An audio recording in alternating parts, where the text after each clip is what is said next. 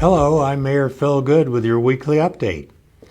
The City of Prescott is about to undertake the update and adoption of the 2025 General Plan.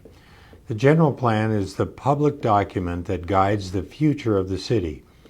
Per Arizona revised statutes, a city's land development decisions must be consistent with the adopted General Plan.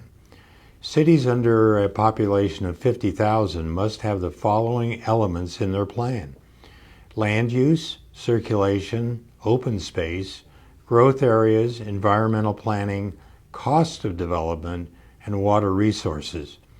General plans must be thoroughly reviewed and updated every 10 years.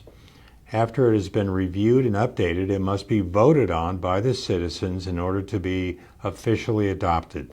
The last time that Prescott adopted a general plan was in 2015. The 2015 Prescott General Plan can be accessed by visiting the city's website, which is linked below. To undertake this effort, the city has created a general plan project team led by the Planning Division within the Community Development Department.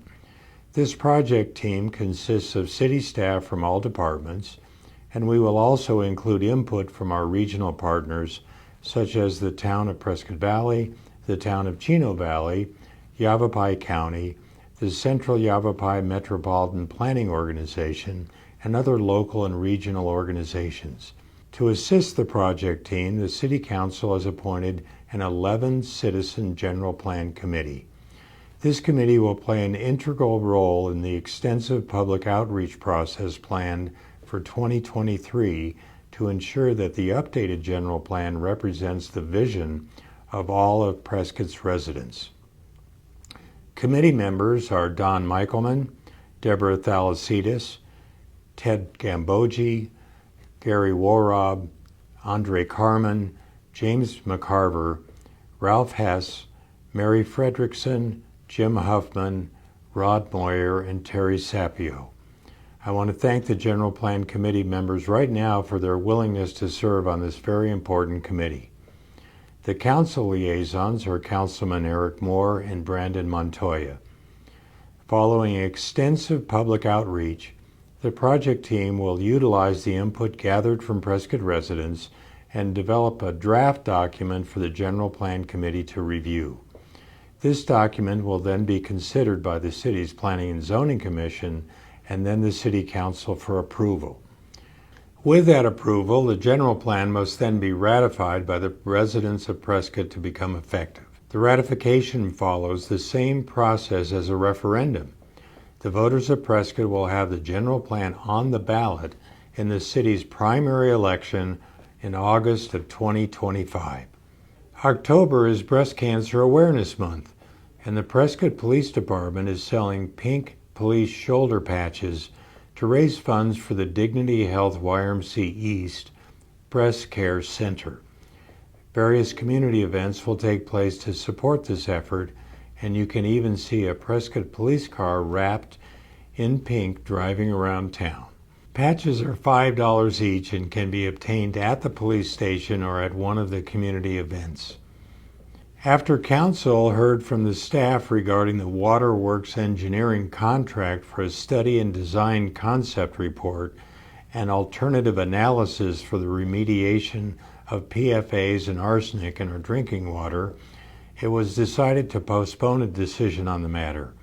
While I think this proposal is certainly something we want to pursue to be able to identify what the best remediation is, I think the scope of this report is far too large. I would suggest that we go back and have them sharpen their pencils. It's likely that this proposal can be cut down by $30,000 or more, and we can still end up with a good report that the city can work with. Council has asked that the Public Works Department go back and rework the contract with Waterworks Engineering to get the cost down to a more reasonable amount. We will consider this matter at a later time. The Granite Creek Corridor Master Plan and Improvements Project is about to get underway. This is a project that's been in the planning stages for 4 years. This will include improved access to the corridor itself and to the trail. It will add lighting under the bridges and also improvements to the creek flow, reduce erosion and undercutting, and enhance natural channel design. There'll be a strategic removal of some trees within the creek itself, which should potentially help with flooding. Eventually, trees that are not native will be considered for replacement with trees that are native to our area. Work will begin in October and should be completed by April of 2023. The project starts at Aubrey Street and continues north to the Granite Creek Park. I'm also happy to report that the city has been awarded a $1 million grant from the Land and Water Conservation Fund to be used to help fund this project. We look forward to seeing this project completed. The final open house for the airport vicinity overlay proposal is on October 5th from 3 p.m. to 5 p.m. at the Prescott Regional Airport Terminal. You may arrive anytime during the allotted period. There is not a formal presentation, but this provides opportunities to speak one-on-one with city staff members who can answer your questions. After this final open house is held, the Planning and Zoning Commission will continue a public hearing on this issue Thursday, October 13th at 9 a.m. in the City Council chambers at 201 South Cortez. Also, please mark your calendars for Tuesday, October 18th at 1 p.m. The City Council will hold a special meeting to review the top 2 bidders for the potential redevelopment of the current Prescott City Hall site. Come see what's being considered for this iconic location in our community. I'm Mayor Phil Goode. Thanks for listening, and we'll see you again next week.